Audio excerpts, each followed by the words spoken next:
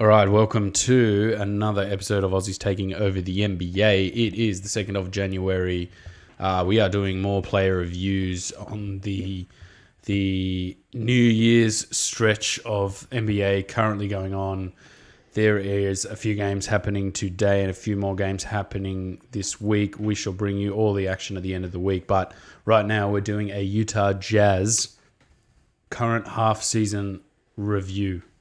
Or a look at the Jazz. A little bit disappointing year. Disappointing.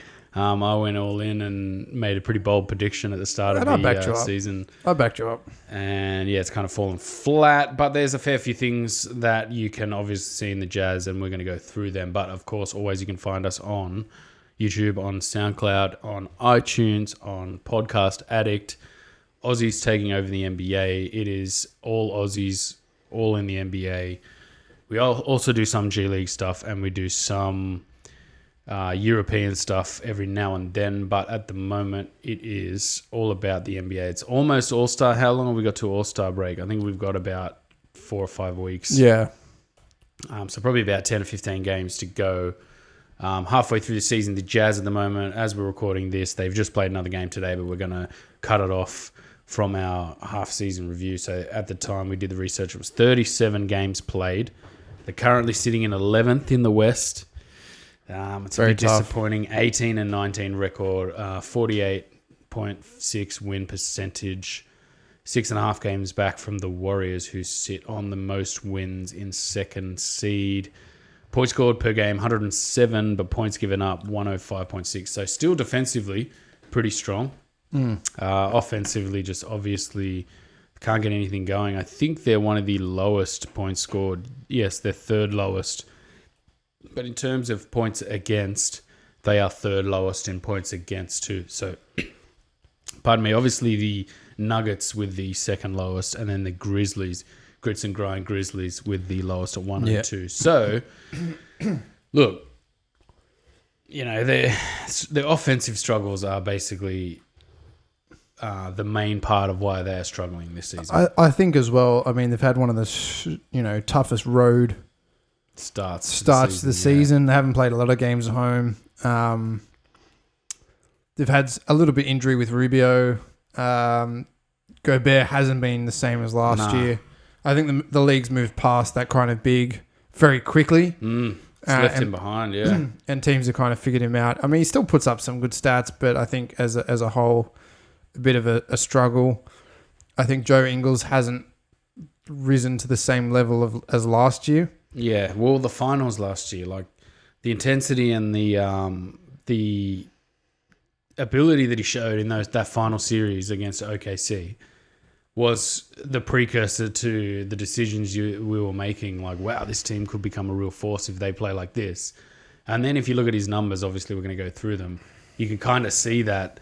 Oh, they're not really hitting those. They're not hitting those numbers from the playoffs last year. So that's where something sort of happened. Gobert's the main one, like you said, and then obviously they made that big trade for Korver, where they got rid of Alec Burks, and somebody else, was it? I don't know. I'll just look it up real quick while we're sitting here. Alex Burks, George Hill. George Hill went to. It was a 3-team trade. Yeah. Korver went to the Jazz, George Hill from the Bucks, and George Henson went to the Cavs with Delhi. Yeah. And then, they picked up Korver. So it was that 3-team trade, So, I don't know. That trade was a piece that didn't make sense. No, because I think they've got quite a few shooters in their team. Korver's a solid vet, gets blown by a little bit defensively. But, they've got some good knockdown shooters. They probably don't have a lot of curl shooters, but I think that's their own fault, is they're not facilitating their high percentage shooters in Ingles. I think Rubio's taking way too shots. Mitchell's just taking way too many shots at times. Yeah. He's almost shooting himself back into some form. Instead of just holding it. A lot of the play seems to be running through Ingles. I just didn't think Korver worked well. I think they probably needed a better big. potentially an elbow big or someone who can play or play like a small ball 5 where Gobert doesn't get blown by in half court transition. I don't think you could have seen that the Gobert and Favors don't work thing. You couldn't see that coming after the season Gobert had, and then Favors had, and then seeing Royce O'Neal play the 3 and the 4 for them really well at the end of last year. You thought, oh wow, this could really transform into something, but just overnight it disappeared. That center spot where you can no longer be just a dunker and a rim protector anymore. You got to do more than this because teams have sort of worked out that. Well, you can. It's just that teams that have worked that out have really good guards. That Harden obviously, as much as we don't like him, he's obviously figured out a good success recipe for the league, and that's why Capella's working at the moment. Capella's a dunk guy, a bit more of a hustle guy than Gobert, runs faster in transition. Yeah. I think the speed at which Gobert plays at as well is really what's left him behind. I think the pace of play going to the 14-second clock, that's really hurt the Jazz. I think the Jazz were really that team that liked the long clock. Obviously, you can see why they don't put up as many points, but their defensive rating as well. But I think that short clock really doesn't play their game too well. Nah, they want 24 seconds every time. They just want like endless amounts of vortexes, 24 seconds with the ball in their hands. I think that's why their defensive rating has stayed quite good. Yeah. But their offensive rating hasn't gone to the next level. Obviously, we'll go through some of Joe Ingles' stats here. He's played all 37 games. I think he has the longest streak in the NBA. Yeah, he hasn't. Pretty close to one of the longest active streaks, which is good to see him nice and healthy. 31 minutes per game, which is the same as last season. 11.9 points per game. So he's up a little bit. 0.4 points per game up. Shooting forward 4% from the field, which is down. A little bit. Just a tiny bit, though. Tiny bit. 4.4 field goals on almost 10 made attempt. So usage is up a little bit. Yeah. Usually one shot more per game. 3 points down a little bit. That's the big one, I think. Like his usage is down. His 3-pointer usage is down. Yes. Because mainly he's using the ball. Like he's having to utilize the ball a lot more. A lot of 4-5 and 3-5 pick and roll. Yeah, and I would much prefer him to just stop trying to take the ball and make plays for the team. But I also look at it like they're in a hole now. Like we got to dig ourselves out of the hole. And I don't look at Joe Ingles as someone who's just go, just let it fly, boys.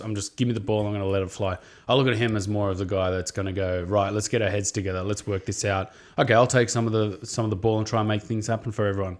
And that's in his personality, in the way he plays the game. Yeah. So I think he's kind of getting trapped into that, frame of mind a little bit where sometimes he just needs to get off the ball, get in the corner and start knocking down shots to get his team going. But that's kind of always been the way he plays. He's a leadership type guy. He's not one to shy away from a challenge. So I think, obviously, if he can start shooting the ball a little bit later, his free throws are down a little bit, 63.5%. It's 16% down from, that's a pretty big decrease. That's a big decrease, yeah. He's not really getting to the line. He's getting to the line a little bit more, but he's not really making them. He's a guy that needs to get to the line more. You know what I mean? Especially when you're playing 4-5 and 3-5 pick and roll. Yeah, if he's holding the ball and he's using the ball a lot, then he needs to do a lot more off the ball, I think, rather than on the ball. Offensive rebounding is the same, and then assists 4.7. They're down just a tiny smidge, but pretty much the same. I think Utah itself is not really making a lot of shots in general. No. Just trying to have a look at some of the more stats. I want to see. I feel like Ingles is finishing better around the rim than he was last year because he's doing a lot more like driving into the key and like those little lefty scoops. Yeah. The in out and the little scoop layups. I've seen him do a lot more. Basically because he's using the ball a lot more. Yeah. I needed that. So defensively, he's rebounding 3.5 per game. He's always going to be like that. He's playing at power forward a lot. But he's not a big rebounder of the ball. Like he's not like the a main guy. power forward as well. Yeah. He's more like an oversized small forward. That's why it's just a bit weird. And especially he's not a explosive athletic guy too. So maybe that in a low key way that's kind of playing into their problems too, because he is a guy that wants to get the ball, and then that's kind of just inflaming their problems just a small little bit. 1.6 steals per game. It's up a little bit, so he's getting his hands in the passing lane, which is pretty good. Turnovers a little bit up, but he's always prone to a lot of turnovers. But his highlights of the season, this season, 20 points, 27-point nights. I think is his best 27 or 28. I think 27 is his best. I think it was last year in the playoffs he equaled his best. And that was against 27 he had against Utah. Against Boston. 27 points, 5 rebounds, 7 assists, 1 steal, 1 block. And then in the loss right at the start of the season against Golden State, where he started really well. He started looking good. Hot, yeah. And then it just fell off a cliff for him. So 27 points, 4 rebounds, 4 assists, 2 steals, 1 block in that loss when Jonas Jerebko tipped home. I want to give him a C for a grade because it's a bit disappointing. Like, it really is just... I think in the scheme of things, it's a C+. Yeah. I think of where he should be and where the Jazz should be with what the assets they have and how they've been together for a season now. It's a C. Yeah. I think individually, look, he facilitates the ball. He's scoring at about 12 points per game. He's a good, penny pincher. He's still higher percentage, higher than NBA average on the 3-point.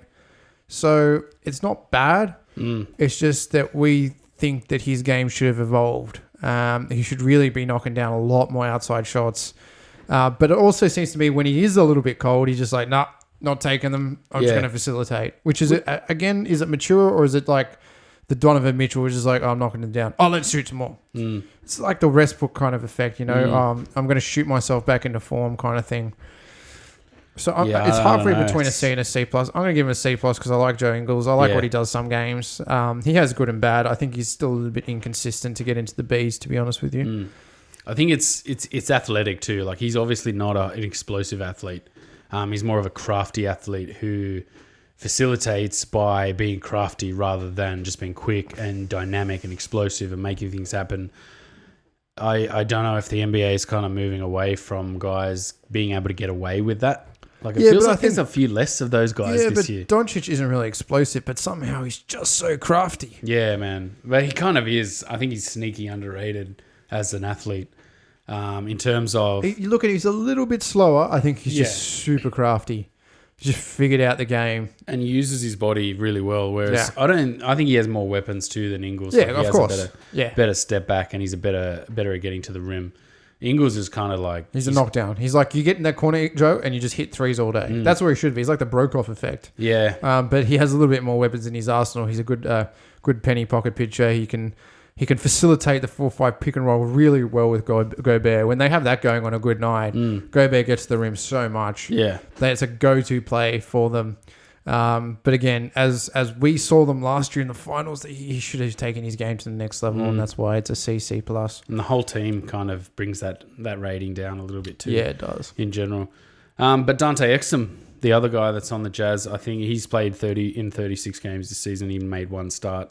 Good health, which is good. Yeah. That's a big thing. He's playing 16 minutes, which is the same as last season. He only played 14 games, I think, after coming back from that shoulder separation. 7.4 points per game. He's down a little bit in early running, but that's all right. I think as a slashing scorer, the way the Jazz are playing, it's the windows for him to really get on the ball and make things happen are shrinking. Yeah. In terms of, like, if they were really rolling and their game was expanding because they were winning games. He's got to almost facilitate his own slashing. It's like there's no... It's weird, isn't it? Like, it's not like, get out of my way. It's just kind of like, okay, I see a little bit of an opening. I'm going to go for it. Whereas, it's kind of like they've got Mitchell who, should be... he showed glimpses of when Rubio went down for quite a stretch last year. Oh, I can play the PG. I can play the 1. I can facilitate guys a bit. But it seems like he's just like, no, I'm just going to shoot the ball now. Yeah. And that hinders Exum, I think, because I think Exum can get a lot more out of his game if they play a bit of, 1-2, 1-3, and the ability to take the ball away from, or the option of the ball away from the defender and get Dante slashing a bit more with a baseline cut or something like that. It just seems like he facilitates plays, but people don't facilitate plays for him. So, like, the way he scores when he's slashing to the rim, there's always a huge, like, lead up that needs to, like, he has to run off a guy, move through a screen, make a big curl cut to get the ball to slash. Whereas as opposed to, like, someone like Donovan Mitchell seems to just get the ball really high and then just, like, take a dive at the rim basically through guys, and then 3 guys he'll try and finish over 3 guys. I'm not sure why they're, obviously Mitchell's the kind of franchise guy, and they also no one seems to be getting upset with it. No. I'll watch that and just go, how can you think this is good? How can you think this is a good way to play with this guy, like high usage, a lot of really dead end sort of looks. But man, if they're happy to play like that, then I guess they've just got to cop that. Obviously, he's an extremely talented player, Donovan Mitchell. Yeah. I feel like he started to turn the corner a little bit about a month ago. He was being a little bit more facilitative. But now it's kind of just becoming the same. Like he's it's the high same usage. narrative. A lot of driving down blind alleys, not really finding Gobert at the rim a lot, which I think he should be doing more of. But on Exum, he's shooting 43% from the field, down a little bit from last year. It's understandable. He's still trying to find his way in this offense. I think, like with the changes that they made with Korver, he's going to like lose a few minutes with Korver coming in as a knockdown shooter. Yeah. Dante's got more to his game, I think, than Korver. 2.6 field goals made on 5.9 attempts, so his usage is down slightly. 2.1 makes from 2, from 4.4, that's down a little bit. 47.8% is also down just slightly, but his 3-point attempts are up slightly. And his percentage that he's knocking them down is up slightly. A little bit. But, you feel like the more he does, the more he'll get better. Yeah, definitely. He just needs a full season at backup one. And I think he'll see a lot more growth in the off season when he has a full off season where he's not injured. Yeah. So I'm hoping that he just stays, well for this whole season. I think we saw a couple of days ago where he had a 13-dish night. Yeah. Awesome. The Knicks, yeah. Can do it. Can be that player that facilitates, but we just got to see a little bit more of him. Yeah, so defensively, he's not really a rebounder, or he's not making steals. They're kind of the same numbers. Turnovers, which is down a little bit, and fouling, obviously. So his highlights was 20.9 against Philly, 4 rebounds, 2 assists, 1 steal, 3 of 5 from 3. I guess it's like when he gets open to shoot the 3 ball, that's the cherry on top of his game. Like it's not the main part of his game. He's a slash and drive. Whereas for some players, like they've got to knock down 4 or 5 3-pointers before they start rolling, before they start feeling good. So I wonder if there's going to be a role switch for him where he starts to shoot the 3 ball more, and that gets him going. But it just doesn't really fit into this team properly. He also had a 13-point, 13-assist night, like we said, against the Knicks. 6 of 11 from the field. So, apart from getting to the basket, obviously shooting the 3 ball, he's just going to have to shoot the 3 ball a little bit better, try and get some more looks. But you're not wanting him to get to the corner to shoot a 3. No. It's kind of like Rubio. Like, why is Rubio taking so many threes? Like, you want to stop the guy from shooting. No. Before he spots up to shoot one, you're like, no, stop. Like somebody should come over and guard his own guy and just go, no, stop. Pass it. Get rid of the ball. Let's run something else here. But I've seen even Ingles giving up wide open threes for Rubio, and you're just like, okay, I guess if you really want to do that, all right, that's fine. But my grade obviously for Exum was a C+.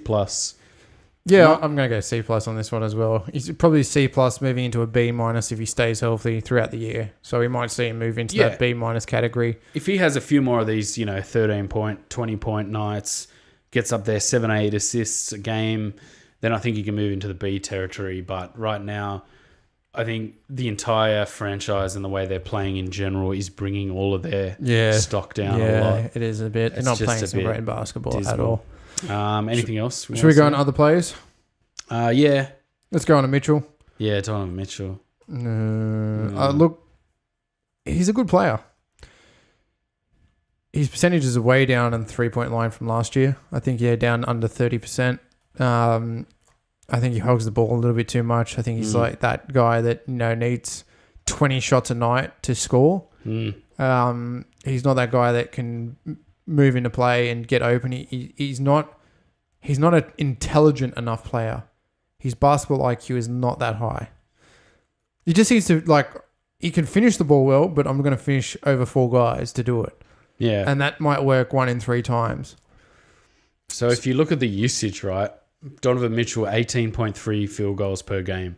The next highest is Ricky Rubio at 11.3 per game. It's ridiculous. It's just it's lopsided. These guys, Mitchell's a scorer, yep, and he needs the ball a lot, but Rubio does not need the ball that much. Nah, 11 shots is too many shots for Rubio. And then Ingles 9.9, Crowder 9.5. Rudy Gobert should really be up 12, 13 looks a game. They should be getting him basically wide open oops every time they go down the floor. They should, because at least against, he's so, lanky that he should be at least 5 oops a game. At least getting him facility. But I mean, that's what Mitchell should do. Mitchell can get the ball into the right areas. He just tries to finish instead of offloading. Like, get Rubio into the dunk space and, Gobert into the dunk space and get him a look. Like, get Rubio into the dunker spot. Yeah, right. And then if you look at 3 points attempted, Donovan Mitchell 6.7, Joe Ingles only 5.5 per game. That's too low. Yeah. He needs to be getting up near 10, especially those wide open. If he's knocking down 40%, there you go. There's a 12.9 at minimum. Then you can let him run the floor a little bit more. Effective field goal percentage, Rudy Gobert obviously 65%, the highest. Cephalosha's doing pretty well on low usage. And then Derek Favors, obviously he's going to be finishing quite a lot at the rim. And then Kyle Korver coming in, 58% effective field goal percentage. It's given them a little bit of a boost, but I feel like it's just a sugar rush, really. Yeah. For how much you have him on the floor, eventually you're going to get a detriment to your game because defensively he'll get exploited. He has been trying to put the ball on the floor and create a little bit, but it's not something you go to. Yeah. I'll just edit that out. But then if you look at effective field goal, like down Ricky Rubio and Donovan Mitchell down at 46 and then 45, like that's so low, man. And then Grayson Allen's only lower than him. That's it. So I just don't know. Yeah, Donovan Mitchell, man. Do we need to grade these guys, or can we just keep talking about some of these other guys? Because we should talk about Rudy Gobert. Yeah, we'll get to Rudy. I'm gonna give. I'll probably give Donovan a B-, to be honest with you. He's a good player. He's a high-scoring option, but I think he needs to up his intelligence a little bit. I reckon maybe a B for Donovan Mitchell. Okay. Gobert. Yeah, Gobert. How the league has evolved. I know. It's excruciating to watch too, isn't it? Yeah. It's hard because you watch Capella and Capella's mobility and he's able to guard at the perimeter. And with the ball in his hand, he's not a goober. Like, he's not useless. And you look at Gobert and it doesn't work, man. Yeah. It's not the same anymore. You just think, wow, like Capella's added a couple of notches to his belt here and Gobert's just kind of stayed the same. Even Hassan Whiteside's added notches to his belt. And Gobert's just you can feel me just... it should be double city for Gobert, but it just doesn't seem to be happening. Look, I'm going to give him a C+. C+. I'm going to go with a C. Because he's got to do better, man. He's got to add something. Like, you can't just do the same thing year in, year out. You have to add something to your game every year until you get into the kind of that veteran spot where you're just playing backup minutes. But he's like a premier center. Like, he's defensive player of the year last year, and he's gone backwards. I know. It just doesn't make sense. No. It really doesn't make sense. That does not make sense. It's just scary why? I don't get it. 76 blocks this year. I'm just going to have a look and see what, like, in terms of how many blocks per season the lead is. But even, like, finishing plays, like, sometimes Donovan Mitchell doesn't even look for him finishing plays. Yeah. Like, Miles awful. Turner is the highest, 103. Yeah, he's been having a great year. So, man, you could feel me just rubbing my head going, I don't understand. What the hell? This does not make sense. It's just brutal. What about Rubio? Look, B-. B-. He's not a bad point guard. He's a serviceable point guard. I just don't think he's a franchise player. Just why is he taking so many shots? Yeah, I think he needs to be more of that, kind of that facilitator. Let the big boys do the work. I almost feel like you could just get rid of him and just put Exum there. And then have Donovan Mitchell start at the point and then have Exum come off the bench as the main ball handler, and you can just get the same thing. Yeah, pretty much. Like, look at tonight. I mean, we won't wrap this up, but the Jazz got beaten by the Raptors. Rubio was 6 of 17 attempts. Why is he taking so many shots? None from 4. Unless they're like right up close to the rim. You know what I mean? Like, unless he's shooting from 4 feet, 5 feet. Yeah, just too many shots. And too many shots. He's getting that many looks close to the basket. Too many shots. I mean, look at here. I'm looking at attempts by distance. Ricky Rubio, 37% of his attempts are from 3. And then between 0 and 3 feet, where is he on this list here? Ricky Rubio, like 19% of them are at the basket. Should be the other way around. Yeah. Should be 30% of the basket and then 19% from 3. It just blows my mind, man. So Ricky Quinn Rubio, Snyder. what are we giving him as a grade? B-. B-. I reckon I'm going C+ because he annoys me. Nah, he doesn't really. I can't, like, I don't get upset. I just get like, it doesn't make sense. Yeah. It doesn't. I don't understand. Like, help me work it out. Why this doesn't make sense. Let's move on to Derek Favors. Yeah, Faves. He's not bad. Not bad. You know, I think probably a C+ to a B-, somewhere in between there is. He just doesn't work with Gobert anymore. No, it doesn't. It doesn't. It just doesn't. It doesn't work. It's like two rim guys that get in each other's way, kind of thing. Yeah. He's kind of an old school power forward that doesn't really have an out game, but yeah, I think they need to trade one of them. Well, just stagger them.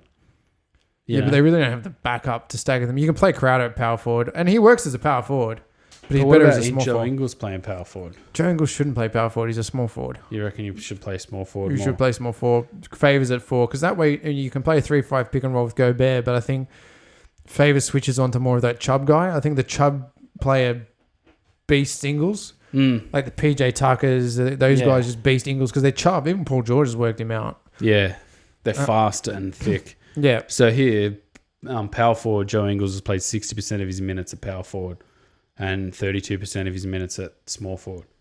So obviously they're going more to Joe Ingles at power forward. Yeah. It just doesn't like it. Doesn't make sense to me. And then Georges Niang has played a lot of power forward as well. It's less, like, he's played more power forward than Derek Favors. No. That's weird. I like Schneider too, man. I want him to do well, but this is not working. No, it seems like the he must be pulling his hair out, just going, why doesn't it work? What the hell? Because it was working last year. Like, it worked all the back end of last year. They got rolling and that was it.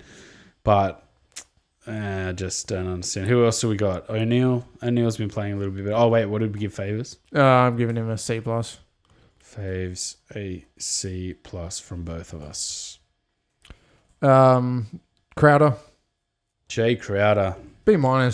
Good knockdown shooter. Yeah. Had a bit of a tough patch there for a month or so, but he seems to be coming out of it. You know, can heat up.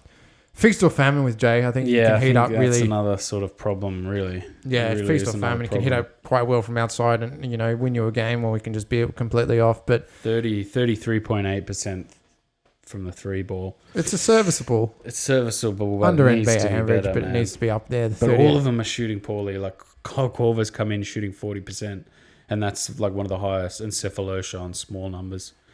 Only 250 minutes, but he's shooting at 50%. Yeah. And then Georges Niang. Georges Niang has taken 12 threes a game, but he's only played 168 minutes. 41%. The more I look at these numbers, the more I'm just like, I don't get it. What the hell? Yeah. It doesn't make sense. Yeah, look, Crowder for me is a B-. And what we can run through the rest of the team. Cephalosha, probably a C to C+. Yeah, small minutes player. Small minutes. Royce O'Neal, C. Raul Neto, probably undecided. Georges Niang, when he plays a lot of trash minutes. I give him a C+. Probably should get a few more rotation minutes. EP52, he plays a lot of trash minutes. Plays a lot of trash minutes. Really hard to grade. Grayson Allen's been a bit of a disappointment this year when he's got on the pitch, got on the court. Just hasn't really lived up to the Summer League. Summer League, he was knocking shots down. That's what I mean. It's every time. But I think that's the facilitative nature of the team, is they don't get these guys into the right positions. Nah. Well, it's the way Utah plays is they're stuck between, do we just get out of everyone's way and shoot threes? Or do we try and play the way we've been playing, which is long shot clock, pick and roll vortex, a lot of triangles, a lot of spinning, a lot of like cuts and curls. Yeah. I don't like, which way should they play? Because if you want to play spread the floor and shoot threes, then Joe Ingles kind of becomes a bit pointless unless he's shooting threes, and then Jay Crowder kind of becomes a bit pointless unless he's shooting threes, and then Faves is kind of pointless. Gobert's kind of pointless. Like, you have to turn the entire franchise I don't even think upside that. down I think to make them do that. I think you can go through periods where they do that, when they play a bit of a small ball scenario when Gobert's off the court, is they go to the 3-ball. I think they've got the shooters to do it. They just seem to try and play the same vortex game when he's off the court. It doesn't really work. And it's all comes down sort of to Rudy Gobert and the way it breaks a lot of combinations that he hasn't evolved. And I can't. My brain's hurting just thinking about trying to work this team out. Jazz fans, reach out to us. Let us know what you think. Yeah, we're happy to take some thought on this. But yeah, we really don't know. We love the Jazz as a team. Some Aussies in there, but it's kind of hard to watch at the moment. It's very cringeworthy. Yeah, very, very cringe, very annoying, cringeworthy. Because I had them picked as one of the best teams in the West. Yeah, and I thought they would have lived up to that height as well. It was going that way, but yeah, it's a shame. So I guess should leave it at that. Yeah, we should leave it at that because my brain's going to explode trying to work this team out anymore. All right, guys, thanks for listening. Remember to like, share, and subscribe. We're on YouTube, iTunes, any podcast, really, app, SoundCloud, if you want to stream. And we are starting up a Patreon page that will be exclusive content on top of what we already do. Yep. All right, guys, have fun. We'll be on the next team stats very soon. Yes. Peace. Peace.